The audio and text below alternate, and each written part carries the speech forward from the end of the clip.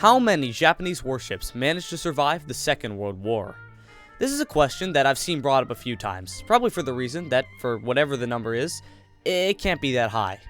Due to Japan's near pathological refusal to surrender until the very last minute, the casualties taken by the Japanese Navy were some of the highest of the entire war. In terms of the percentage of ships that never made it out alive, the Japanese Navy is probably only second to the Kriegsmarine. However, a few of their ships managed to push through and make it to the end. Aircraft carriers. By September of 1945, the Japanese Navy was left with a total of 5 operational aircraft carriers.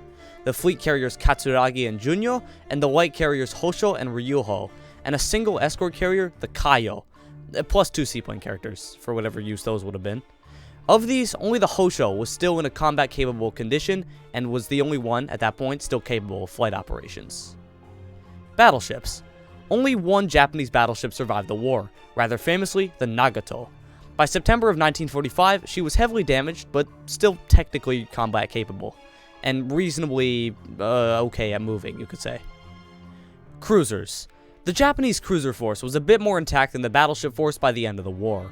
By September 1945, the Japanese still had the heavy cruisers Myokyo and Takao, along with the light cruisers Kitakami, Kashima, and Sakawa, for a grand total of 5.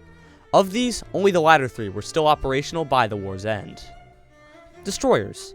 Like all navies, Japan commissioned a lot of destroyers during the war, and simply due to the sheer number produced, I can't name every individual ship that survived. Suffice to say, around 33 survived the war. That is, counting torpedo boats, otherwise only 31. Submarines. Around 51 Japanese submarines managed to survive the war, all in varying states of disrepair, but some, like most of the I-400 class, still completely combat capable, and in fact, were captured at sea by the time the war ended. This puts Japan at a grand total of around 104 vessels still afloat by the war's end, not counting the smaller auxiliaries.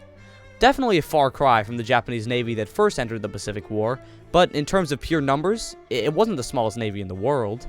Definitely still bigger than most of the South American navies, although that's not really saying much.